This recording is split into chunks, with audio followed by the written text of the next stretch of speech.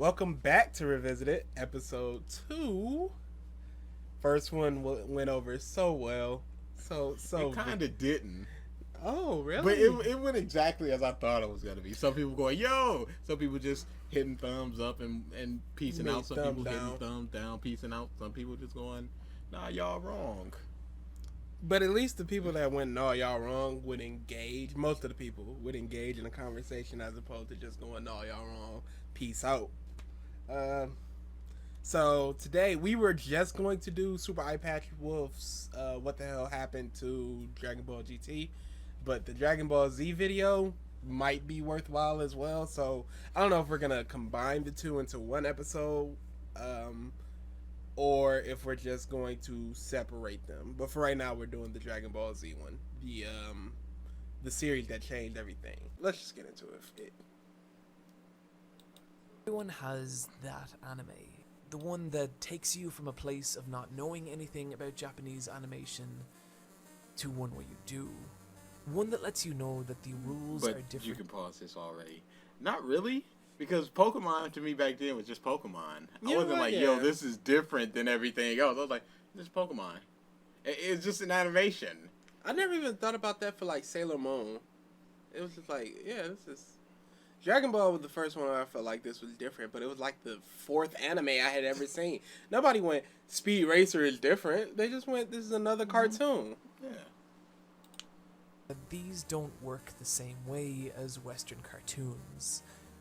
And for a lot of people, that anime was Dragon Ball Z. Correct. Dragon Ball Z is without doubt one of the most influential properties on the planet. At 240 million volumes sold, it's the second most successful manga in history. Breathe it in. Only to a series it directly inspired. Oh my But goodness. It doesn't matter if it inspired it, it's better. It's One Piece is so much better. I mean, it's like a bunch of people get inspired by things. I never took, because a lot of people argue that it's that anything influential or that inspires a lot of things is automatically great. But that, it doesn't matter. Absolutely not. I'm sure a lot of people were inspired by like Two Live Crew. They suck. Would you rather hop in a Wright Brothers plane or a Wright proper airplane nowadays? Well, everything was inspired by the Wright Brothers. Nah. Let's see what gets you there faster. Let's see what gets you there. That Wright Brothers plane is going down. A series that shaped nearly everything that followed it, and to which every popular series today still owes a large debt. Dragon Ball Z's success and influence have been monumental and constant. I first encountered Dragon Ball Z nearly 2 decades ago, and coming home and watching it every day after school was a massive part of my teenage years. Absolutely. These characters, their battles, their struggles... But pause. This is the thing about Dragon Ball. It started all the shonen bullcrap and all that. It was one of those things where you like, oh, this is something different. But it's not good. It's so basic. Most things, I almost said everything. Most things that followed it that was inspired by it improved on almost everything that Dragon Ball did. Look purely on the fights. There's nothing that you take away. I'm about to say take away the Masiko, but look at Vegeta and Gohan. There's nothing that Vegeta can do that Gohan theoretically could not do. Absolutely not. Even a Galagun, like Trunks just learned it. It's just a series Final of Flash. Trunks just learned it. Flyings and blasts and stuff. So if Gohan was a Super Saiyan God, it wouldn't be too much different than Vegeta fighting Jiren. So that's the problem here. And this is nowadays. You got all this stuff. That's fine back then. But nowadays, you got all this stuff. You go, look at My Hero. All these people with all these different powers. But then you just got punch, fly, blast, kick, blah, blah, blah. Goku got the Spirit Bomb. Goku got the instant transmission. That it? Spirit Bomb, instant transmission, Kaioken. Yeah, that's just basically a transformation. It's a boost. It's a boost, but like not a lot of people have boosts. But now, the unlocked potential, not the unlocked potential, the old man Gohan. That's considered a boost. Yeah, and not a lot of people have it. I will take those. Those are special to those characters, at least. So, As far as the fights go, it really became a problem as the series went on because in the beginning, at least things felt different. Krillin fighting the Cyberman felt different from Piccolo and Krillin fighting Nappa. And that's just in that, or in Goku and Vegeta fighting. But then, eventually, see, they had, like, key points where it was like, this is something different happening in this fight. But the filler parts of the fight were just them going, to each other. And as the series progressed, it became so much more especially in Super. Super is a lot of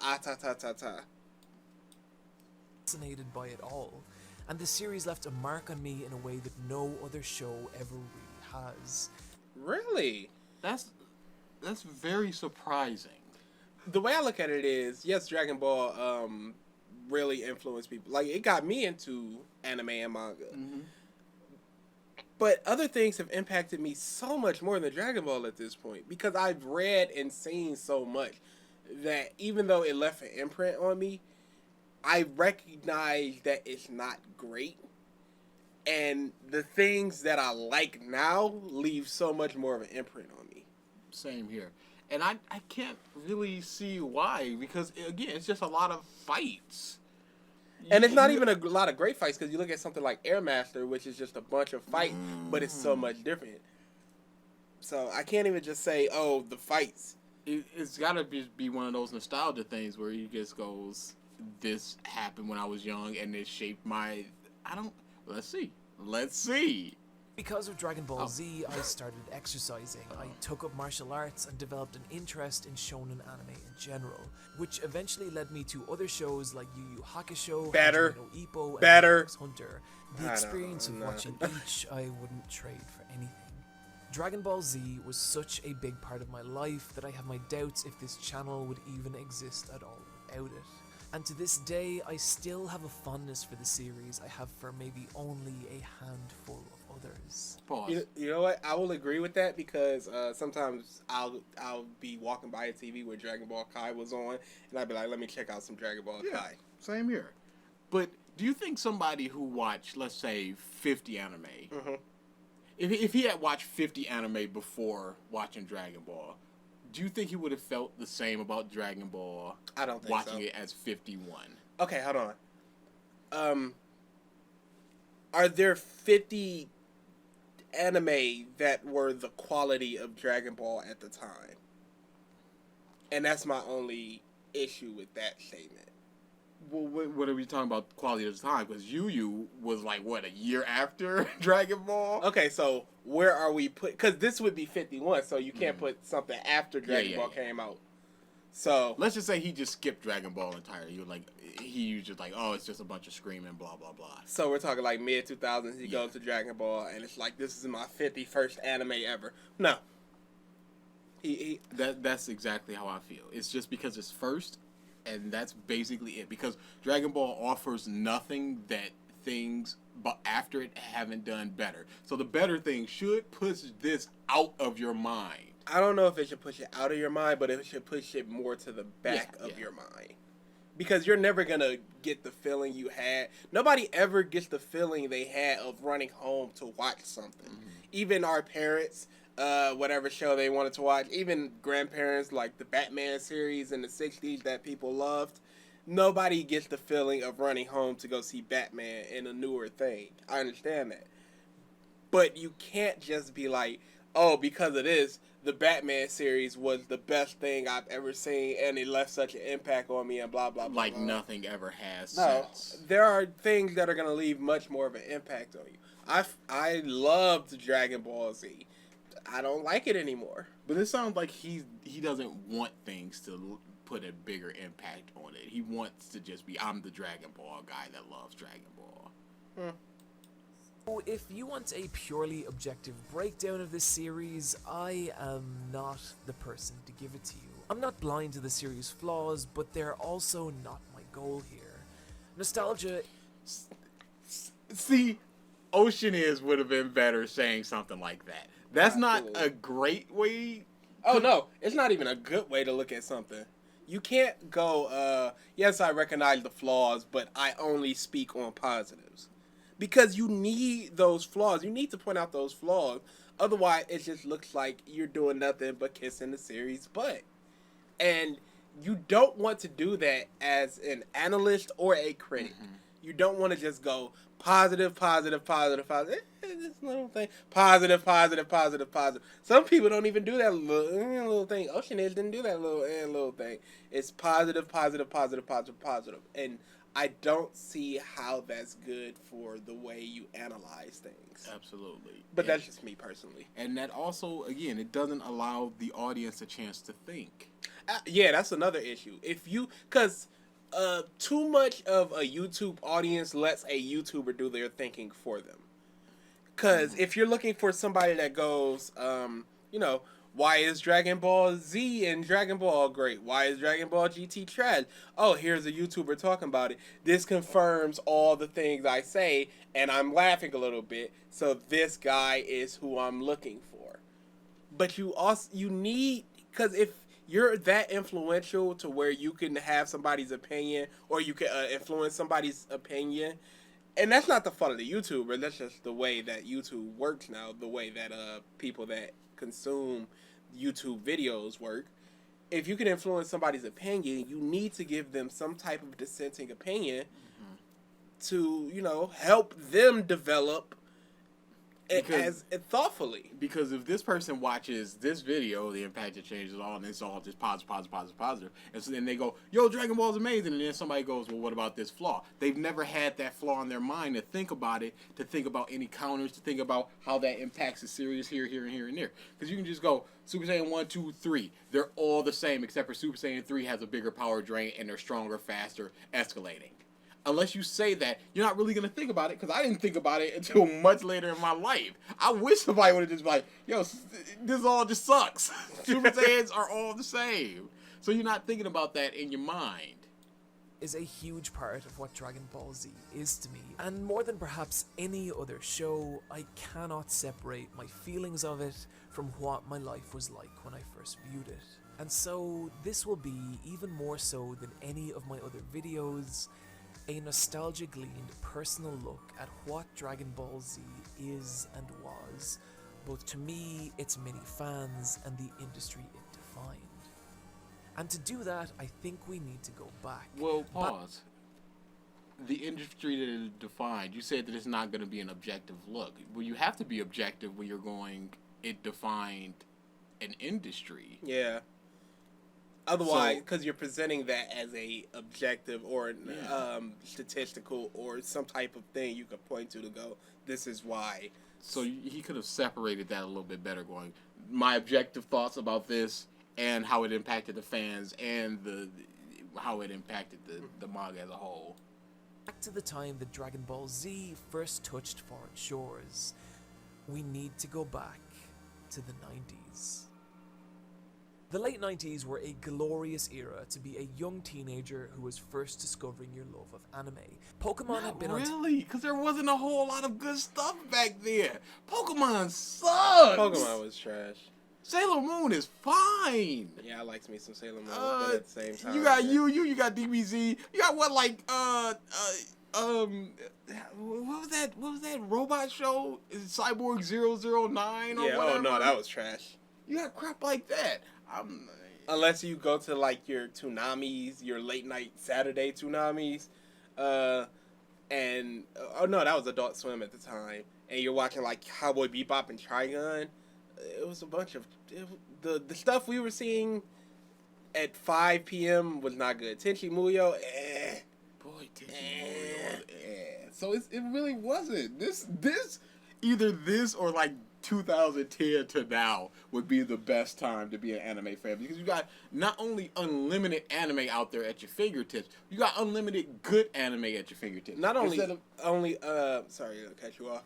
Not only unlimited good anime at your fingertips, unlimited good anime at different genres at your fingertips. Absolutely, as opposed to just being provided it by Toonami. Instead of just going, 4Kids. Well, I guess I'll catch an episode of Yu-Gi-Oh! Every now and again. television just long enough to climatize an audience at large to the idea that Japanese animation existed, and the success of the Sony PlayStation popularized Japanese role-playing games among a mainstream gaming audience. But what does that have to do with anime? Because you're showing Final Fantasy VII, and Final Fantasy VII did not have a lot of anime aesthetic. I say it tried to appeal more to a Western audience because it had like this dystopian and punk feel, which is much more analogous to Western audiences as opposed to, you know, some cutesy blah blah blah, or you know, you still got the Japanese designs of the characters with the big eyes and the crazy hair, but it wasn't even like you know, different color hair. It wasn't even like purple hair people. Of course you had like a Red 13, which is just like this red talking dog and stuff like that, but other than that, you didn't get a lot of anime things out of Final Fantasy VII. And you say it popularized Japanese role-playing games, but the only series that was really like mainstream popular was the Final Fantasy series. So I don't even think it popularized JRPGs. I think it popularized Final Fantasy to the mainstream audience. And I think that the people that were playing it didn't really care about Japan versus America. It was just like, this is a game. Yeah, I wasn't even thinking about Pokemon as a Japan-based thing. I was just like, Pokemon good. I didn't even really think about Dragon Ball as a Japan-based thing. I just thought it was a different good thing. I didn't know where it came from. I didn't know what was going on. I was just like, wow, this is interesting. I like it.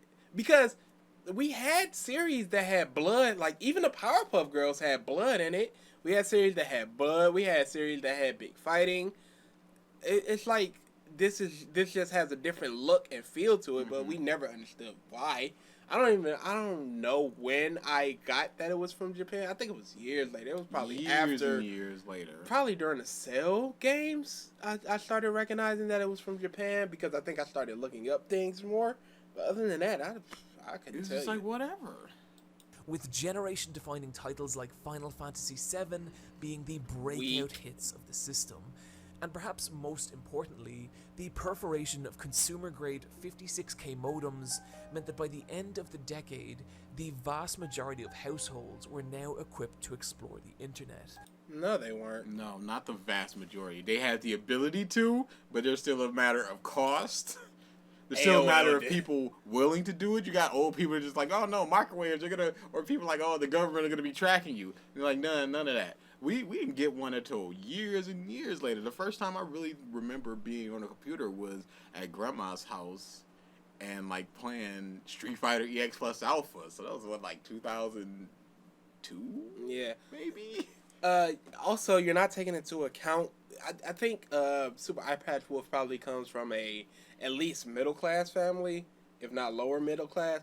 Low class families did not have access to disposable income to buy a computer, a 56K modem, and pay for the internet, even if they got AOL disc or whatever.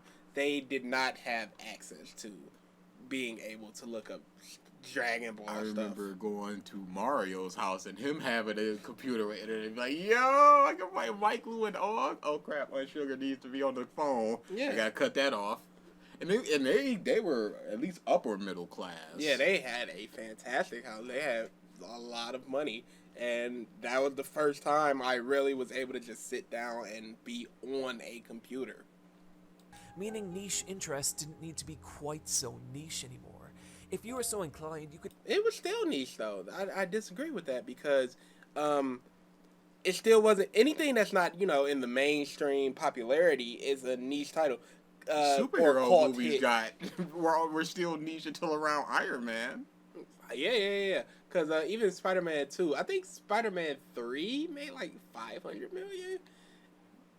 But then you look at Iron Man 3 that made a billy by itself. And then Far From Home made a billy by itself. Superhero movies didn't really explode until close to Spider-Man 3 maybe? X-Men 1 and 2, they did fine. Yeah. They did good. In fact, they were surprise hits. Blade was a surprise. Connect with other anime fans, give and receive recommendations, or in my case, spend days and days downloading AMVs set to Linkin Park. Okay, so I have never chatted. I used to do a lot of Yahoo chat, AOL chat. Never chatted about anime. Never Not found anime channels. once. Never looked up, recommend anime. Never really wanted to either. Because at the time, I still didn't even know what anime was. And even if you did, it's just like you got a reference of maybe 3 things. You go, give me something else, and then you got to try to find that. Go to Kazaa or LimeWire. Old school. Maybe get that hot virus. I think trying to find that garbage. I think the only because everything that I would probably want, I probably thought the best of anime was already coming here. Cowboy Bebop, Yu Yu Hakusho, Trigun. I would watch those and go, "Wow, this is great." I have never been into mech shows, but I'm sure people that were watching Outlaw Star or Gundam Wing thought, oh, these are the best of mech shows. I've just never been a fan of mech shows. So if I'm looking for a punch fight series, I'm like, oh, Dragon Ball is the best they have to offer. If I'm looking at, punch but also drama, Yu Yu is the best they have to offer. So I'm like, okay, these are just the best shows. I don't need to, explore more because, I'm a kid and I have no computer to access this stuff. And plus, it's we're not thinking about this as a genre. It's just a show to watch, and there's plenty of other shows to watch. But even then, for a lot of people of that era, anime was still confined to the box art of games or obscure titles that would play on the barren TV slots that haunted the early hours of the morning. And if anime was to truly explode in the West, there would need to be an easily consumable, constant source of it. And that source came during the final breath of the 90s when Sean Atkins and Jason DeMarco relaunched their Toonami serialization block in 1999. Toonami was nothing less than a revolutionary siren call for a generation of young anime fans, replacing the older, more traditional Power Zone slot with a block filled nearly entirely with Eastern properties, such as Gundam Wing, Outlaw Star, and Sailor Moon. Of the 3 you named, I liked 1. So, even as a young anime fan, there were maybe 8 anime shows out, and I liked maybe 2, maybe 3. It wasn't an instant, hey, this is anime, so I like it. There was still a bunch of stuff that was like, yeah. Just like there's a bunch of cartoons I love, but there's a bunch of cartoons I don't give a shit about. You know what? I feel like if I ever went back and watched As Told by Ginger, I would probably like it. Probably. But at the time, I was just like, because it was a bit too thinky. Same thing like Pete and Pete, where it's just like, I just want wacky stuff. And it's just like, wow, the existential crisis of being a young 11 to 13-year-old. I'm like, they don't need that. Pepper Ann's doing that, and she's doing it better. She's having all these goops and gaffs. And that's what I needed. Just give me Salute Your Shorts. Just hang some shorts on some flagpole and have some wacky adventures. Keenan and Kel, get in there. Up until now, the only real way to consume these shows was through trading VHS tapes or downloading low-quality fan subs online. Okay, so, as a young kid, this was impossible for us. 100%. And I feel like if you're a young teen, it's also impossible for you. This seems more like a late teens, early 20s type of thing. And again, we didn't have access to the internet or a computer, so we couldn't download these fan subs. So you got what you got when you got it, which was Toonami. I also remember doing weird stuff like, hey, going over to the library and downloading synopsises of future Yu-Gi-Oh episodes. And like, hey, Joey versus Yu-Gi-Oh! Like, what? That sounds hype. And done. Anime was being broadcast directly into our living rooms, and it was mind-blowing. And at the center of this movement, it wasn't mind-blowing because it was just a cartoon show. It was just another cartoon. You could say it felt different at the time, and absolutely it did, but it was still just a cartoon. And the reason it felt different is, we talked about this in our retrospective, is because Dragon Ball Z was one of the few sequential things that were out at the time. You could always pop into an episode of Pokemon and they would just be doing a Pokemon adventure. Sure, Ash might have another Pokemon. Yeah. But you could always pop into that. You could always pop into a Sailor Moon episode. Tenchi Muyo, blah, blah, blah, what have you, what have you. Even Cowboy Bebop and Trigun, you can mostly just pop into an episode and just Fairly watch episodic. But then you got your big ones. it. Yeah. But Dragon Ball, if you missed 2 episodes, you might have missed a lot of things. Krillin and Tien are dead. Oops. Oh, Vegeta's with them now? What happened?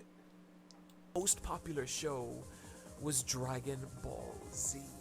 Keep in mind that this was late 90s American television, where the most popular animated shows were family-friendly titles like Doug and Rugrats. Yeah, they were awesome. Dragon Ball I mean, pause. You say family-friendly cartoons like those, but all cartoons were family-friendly around that time, except for maybe Ren and Stimpy. But everything else was super family-friendly. The Roccos. It was family-friendly as long as you didn't understand what was going on. Because I remember, like, the devil doing the paddle ball thing. He was like 662, 663, 664, 665, and he almost got to 666, but he didn't. But he dropped it. He was like, "Oh man!" And he started over again. I was like, "Well, what is that? What type of joke is that? Yeah." And then once you get, you're like, "Oh."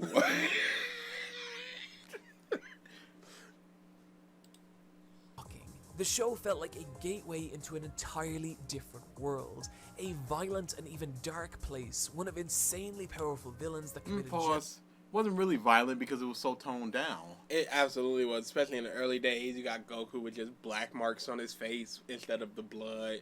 You got people sent to the other dimension, so if you don't know that they're actually being killed, you're just like, oh, so when they sustain enough injury, they just get teleported to another place. That they can come back from because of the Dragon Ball. Dragon Balls.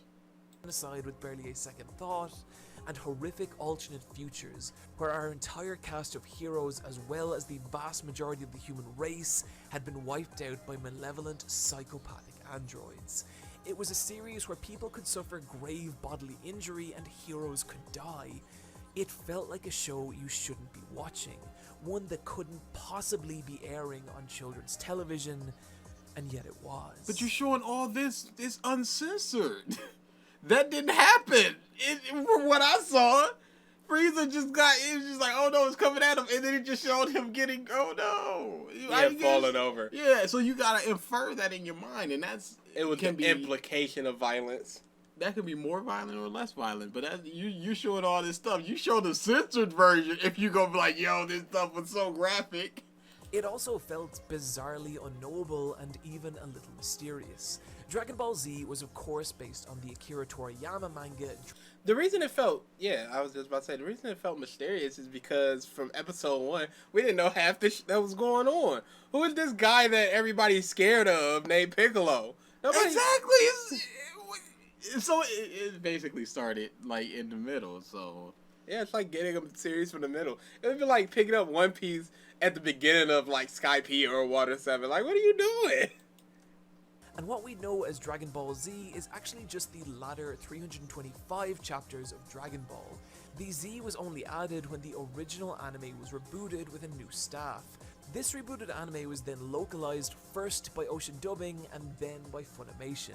Funny. And this version that aired on Toonami in the late 90s and early 2000s. And so what we essentially got was the second half of an ongoing story.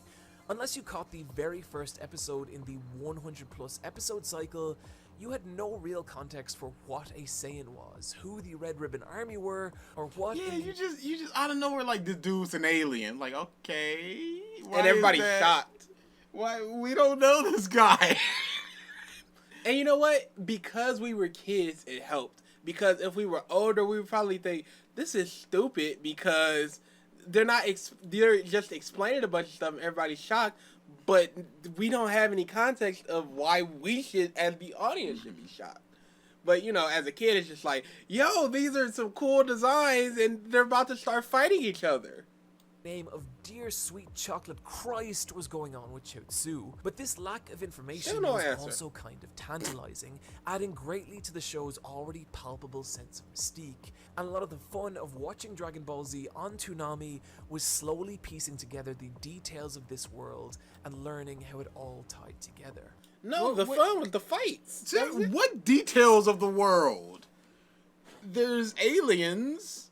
and there's Dragon Ball. That's about it. If you look at something more like Digimon, it's better to piece together the what the world is. Oh Over yeah, there. they got a cyber world and they've got a whole hierarchy of Digimon leaders over there. You go, okay, they get strong, and then you can also level up and level down and all that stuff. And that was also around this time. So I think that would be a better, and plus you've got a bigger group of characters to learn about and grow, and you're not starting off from in the middle of the series. yeah, so you can from day one you're learning as the characters are learning, as opposed to like we've known each other for 10, 15 odd years, and here's some new information. But what about those 10, 15 odd years? Oh, piece that together. That's not fair to the audience, but you know. We were kids. Who cares? Look at this fight. He turned into a giant monkey. That's awesome. Yeah, because how they gonna beat that? Episode 1 of DBZ was just like, hey, we haven't seen each other in like 8 years. Like, okay. Goku, you have a kid now? Who's Goku? And when you did, what you got was the story of Goku and the Z Fighters, a group of supreme... You got the story of Goku. Essentially. ...powerful martial artists who would have to defend the Earth from even more... How did that blast supremely protect powerful Gohan? villains in battles that would play out as bombastic, violent showdowns. And these encounters were the centerpieces of Dragon Ball Z. The first thing that's going to hit anyone unfamiliar with Dragon Ball Z is the show's unrelenting focus on combat and action scenes. I disagree. Because from episode 1 until about episode 6, it's a lot of explaining exposition, and we need to get to Raditz. And then, you know, you get your Raditz fight, and then it's a bunch of build-up until the Saiyan arc. There's like 15 episodes of filler, admittedly, but there's still just like no fighting. Yeah, Dragon Ball has a lot of downtime. But the action is the centerpiece, but it's not what you're going to notice off the bat, because off the bat you don't get a lot of fighting. Especially in something like the Namek Saga, where it's a bunch of trying to find this thing and hiding, and then here's Vegeta fighting Zarbon, and then running and hiding, and then here's this Vegeta fighting Midori or whatever. So, well. I mean, I guess it's Goku's thing is I like fight, and that's basically what he is. And since he's the main character, can grab is you have to. Yeah, that's all you can grasp, I guess. To any random episode or chapter, and you'll likely find 2 overly muscled men beating the soul out of one another, or very occasionally a slightly muscled girl. I love you so much, 18. But it was the nature and scale of the combat. Why? She was. I don't know. She's a bit harder than she. I don't know. Because the way I look at it is, there's not a lot of characters in Dragon Ball, and 18 has some cool moments, and I think Dragon Ball Z is a lot of cool moments, and people that like cool moments are probably going to like Dragon Ball Z. But if you like characters, plot, story, there's not a lot to grab in Dragon Ball Z. 18 is a nothing, really. She's a bit cold, aloof. End of description. And I guess that's it. There's not really anything else. But when you compare her to somebody like Chi-Chi, well, no, Chi-Chi's better. Yeah, Chi-Chi's But better. she's not as conventionally attractive because she's very overbearing. Maybe that's the reason. And people hate Chi-Chi. Chi-Chi's awesome.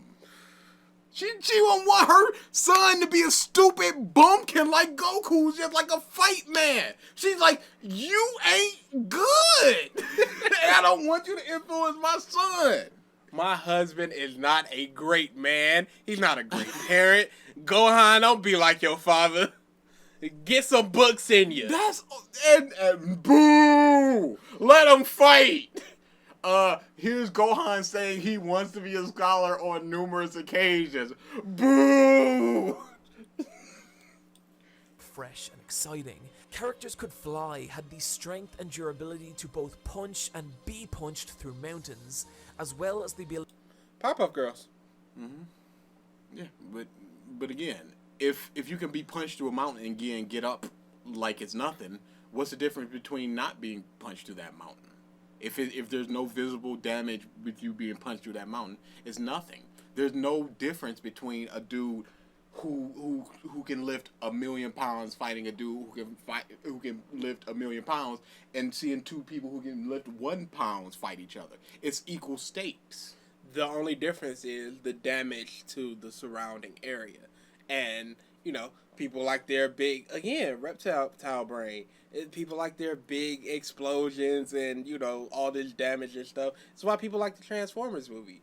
If they were just, regular sized cars fighting each other, it's technically the same fighting, but you don't get the same damage. That's why people love Godzilla. You don't get buildings getting knocked over. Yeah. But it's basically nothing other than ooh big. And this is basically nothing other than ooh strong.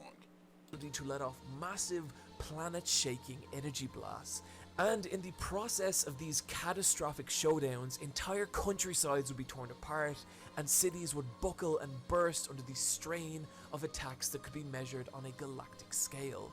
There are very few cities in the Dragon Ball universe because the Dragon Ball planet is so small and yet so big. Small. It's small in the way that you don't know how countries work. You don't know how continents work. You don't know how many people there are out there. You don't know anything about the world. Different languages or anything. The Earth in Dragon Ball, you don't know a lot about it. At the same time, there's so much just empty areas to fight in. And also, they destroy a city and then they leave. You don't feel the impact of that other than these nebulous people that you don't know or care about have just lost their home. And that's it. When Boo did his planetary destruction thing, it was just like everybody's wiped out. And then it's just like, whatever. Whatever. Because number one, who cares about all these people? It's just like, oh, he just did this. Who cares about this collateral damage? And number two, they can just be wished back, which they were. So it doesn't really matter if this building is destroyed, if they're just like, well, peace out. Dragon Ball is from the offset, really lowered the stakes of every death, fight, and anything. Because when Goku first died, you're like, wow, the main hero's dead already, what's going on? And then they go, we can have the Dragon Ball push him back. Immediately do that. So it's like, why should I care? Now, as a kid, I cared. But if you're older, it's like, why should I care about the emotional impacts of these deaths? Vegeta dying and crying and all that, why should I care about that? Also, why was Vegeta allowed to be wished back there? I thought only good souls could be wished back. Whatever. Piccolo, they said quite often that you're a demon. The people that you kill, they don't have a soul anymore. But he killed Raditz. And me and Yama saw him and spoke to him. So that shouldn't have happened either. But it doesn't matter. It was violent, it was destructive, and it was deeply cathartic. It was easy to get lost in the sheer chaos of it. Whatever problems you had, whatever difficult realities you faced, it all faded away in the blistering light of such raw, destructive escapism. Pause. I feel like that's every series, though. Sure. Any series that you like, you can escape into. I escaped into the Harry Potter books because I really like the Harry Potter books. You can escape it to comedies and all that. And you shouldn't be speaking about this now as a assumably late 20s-year-old because you've experienced other things. You shouldn't have this is another turn your brain off mentality. Just watch people fight.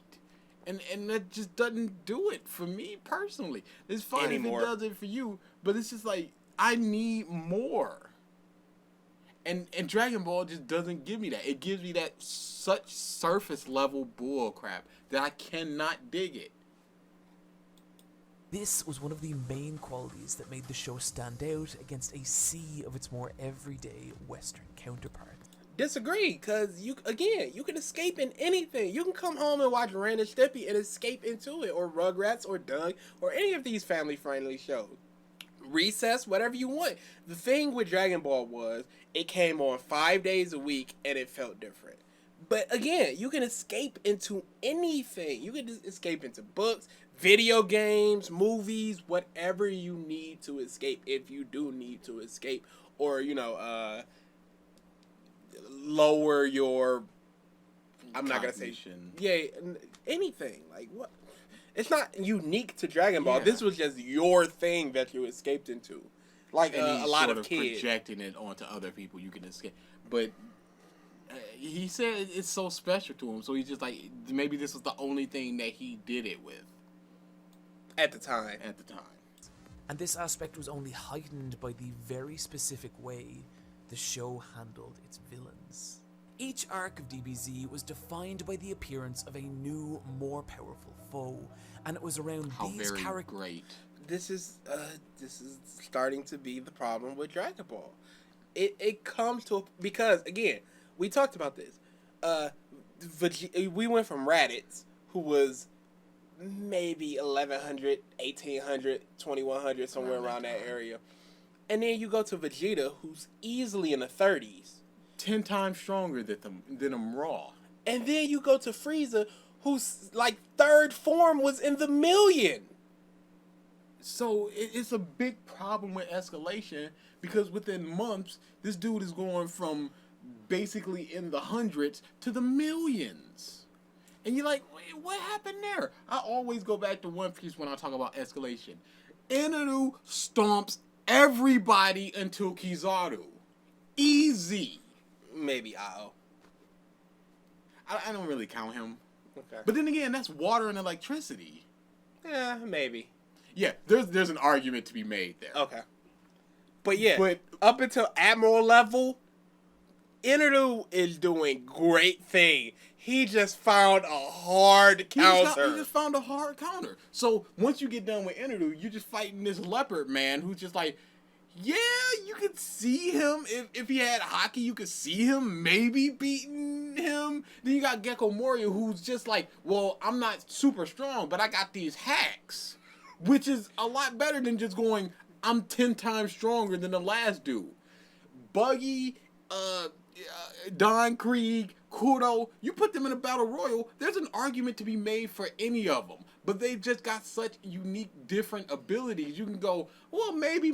Could Usopp beat Kuro? Could Usopp beat Buggy? Some. You think about it like that. But you got hard numbers with DBZ. Krillin is at like a 1300. Nappa is at like 13,000. Ain't happening. Hard. Nothing he can do about that.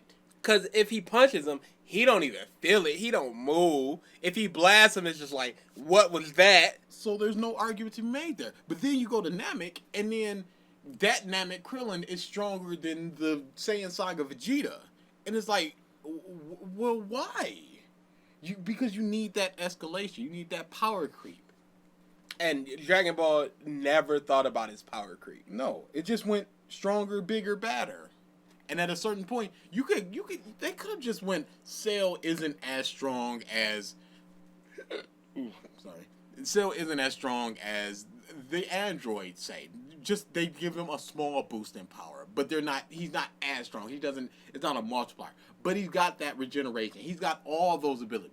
But no. He's super strong, plus he got the regeneration, plus he's got all the different powers. How do you beat him? Well, you just gotta be stronger than him. You just got to do the biggest blast. Yeah. And that's not fun. There's or nothing to interesting. think about. There's nothing to think about there. Just do the bigger blast. Just pour more energy than him pour more energy. Done. You look at Enelu, if you sit somebody down and go, this dude is rubber. You show him Enelu scenes. You show him Enelu going, I'm zapping you from a million miles away. You're zapped. You show him against that spear dude where he was getting speared in the face and he's just sitting there just going, whatever. He's just getting speared. And then he just goes, zap. You show him those two scenes and just goes, this dude is rubber. And then show him the scene where he tries to zap Luffy and then just go, okay, you have in your mind that he cannot be hit. You saw the dude trying to spear him. He can't be hit. Oh, he can be hit with the rubber dude. And then you just go, where does it go from here? You go, oh, Luffy just beats him, obviously, because he's a hard counter. No! Skypiea goes on for another 20 episodes! Luffy tried to hit him, he's like, I can read your movements, who cares? I still got that! Oh, this dude can read his movements? Oh, he's just not going to think about it and still hit him. What's going to happen now? Well, he's going to keep doing that until he beats him. No, he's not! Because Enelu goes, I can't really beat this guy, so I'm gonna melt his arm into a solid block of gold and throw him down. Get back up here, monkey man. My plan keeps going. But you look at something like Dragon Ball, you go, Goku is now stronger than Frieza. What happens? He beats him Easily. He toyed with Frieza. and that's the biggest difference here. You look at Eneru, Luffy, you go, there's no reason why Luffy shouldn't win right then and there. But then it's like, no. This dude has the ability to read his abilities. He has the ability to make sharp objects, which is Luffy's weakness. There's more things to stack on this. But if Cell was weaker and he had to think of a way around beating, let's say, buff Trunks, that'd be something completely different. But no, it's just, well, my number is literally bigger than yours, and you have no way of beating me unless your number gets bigger than mine through a blast, which is concentrated number, or number get bigger.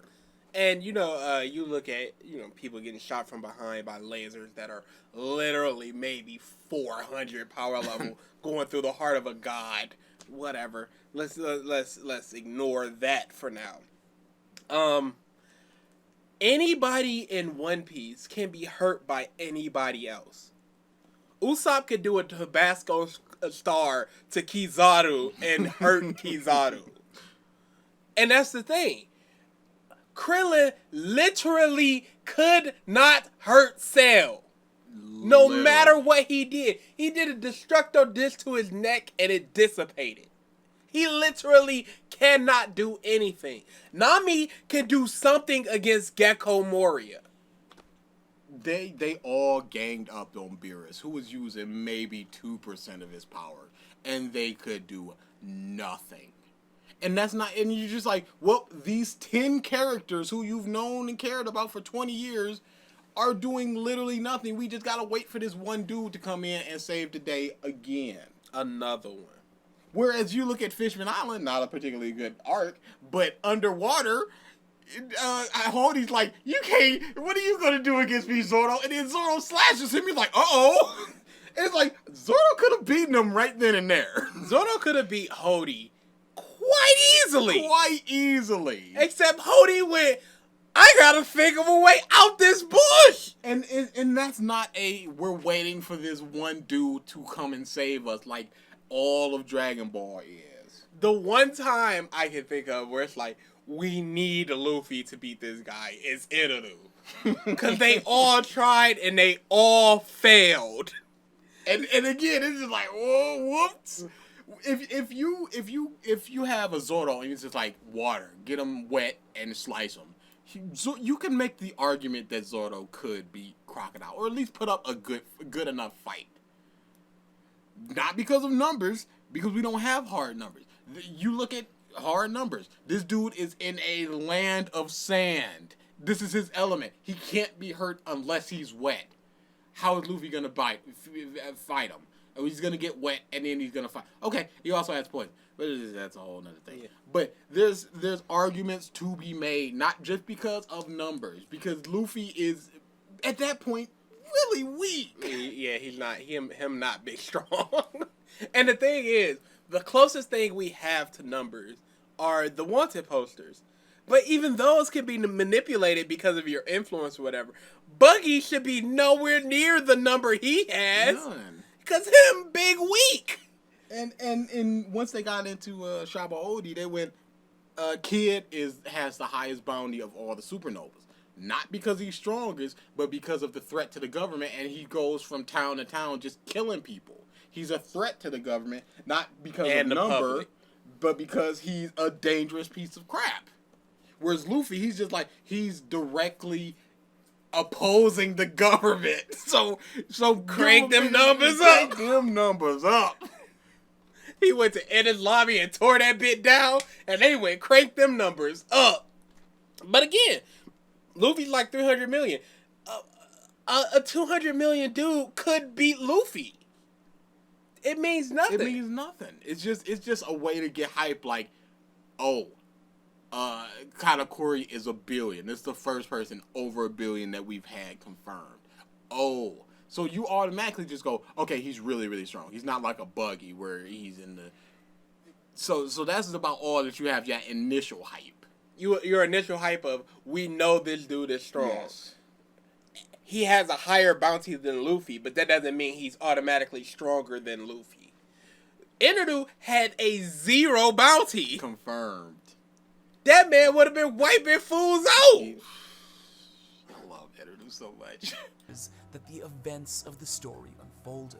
What's interesting about how Dragon Ball Z uses its villains is how dramatically differently they were framed compared to the standard villains that were popular in both Western and Eastern children's media of the time. Most children's entertainment... Pause. He has to go of the time there. But, because it's evolved so much since then. But that's also a problem in Power Rangers because Power Rangers came from the East and all their villains were very anime. Goldar is a very anime character. You Rita, her whole outfit, Lord Zed is probably, a Western type thing, but you can also see it like a horror-ish type thing. Mm-hmm. All the villains of Power Rangers are like these giant Godzilla monsters with squids. A pachinko machine with arms. Yeah, so this is very Eastern influence. And they're all different. And it's also very episodic. It's just like, oh, I found this rock. Let's just make him a rock monster. Here we go. As opposed to something being built up.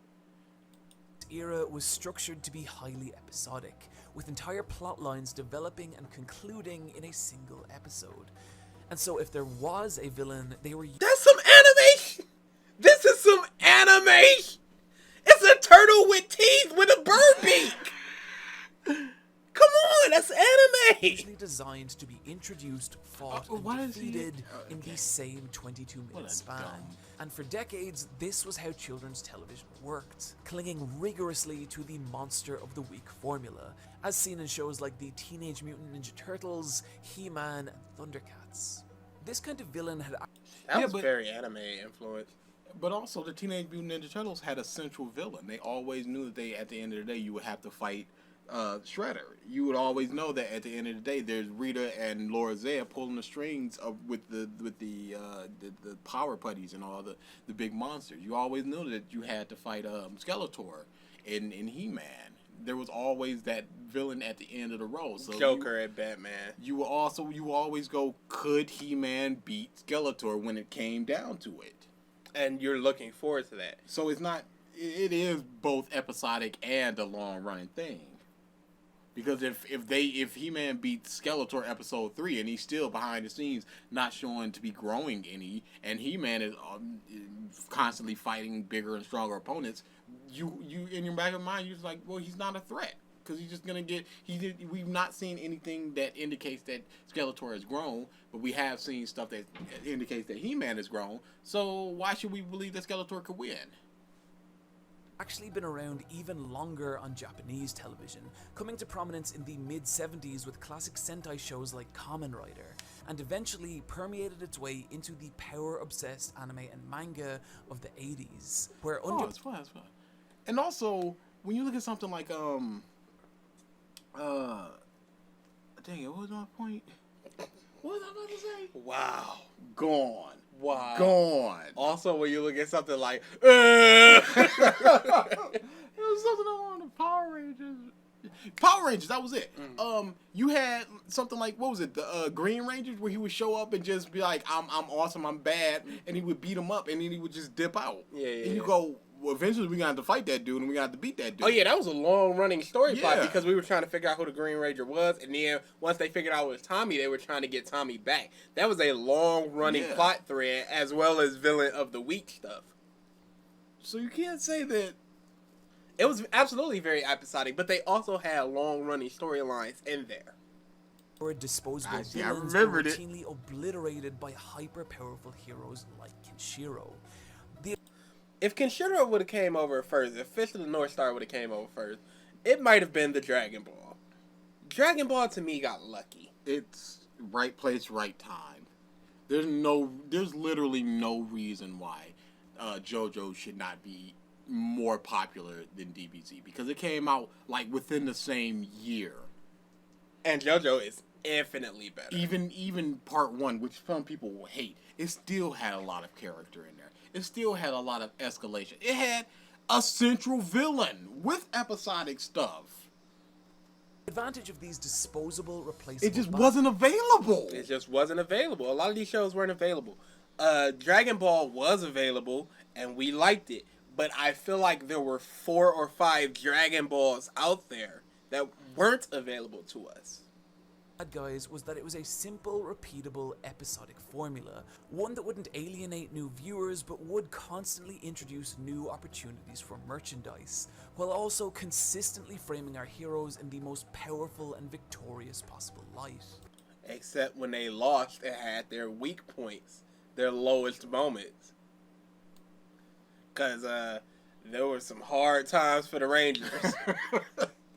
But then came the villains of Dragon Ball Z.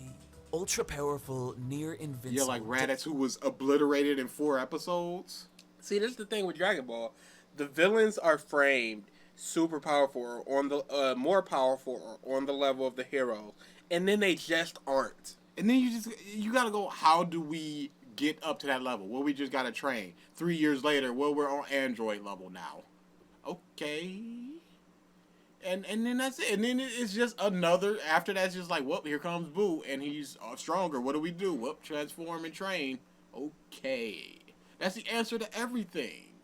The answer to beat every villain is just get better. Get better. Not think.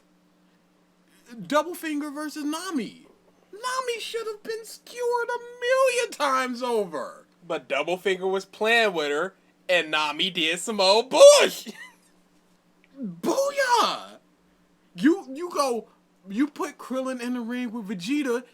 There's no way that because he did the Destructo Disc and Vegeta like, Nappa, don't get hit by that. So you got your one trick other than your Solar Flare Destructo Disc, which that's a busted combo that just never got busted out. So other than that, you not beating Vegeta. Krillin we said before that at some point Krillin was just not a match for villains. Krillin could have killed Frieza. 100%, just didn't. Because he cut off his tail, so that means his attacks worked.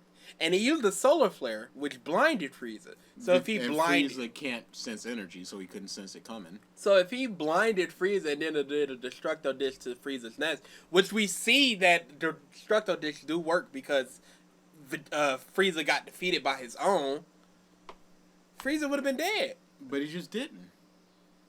Why?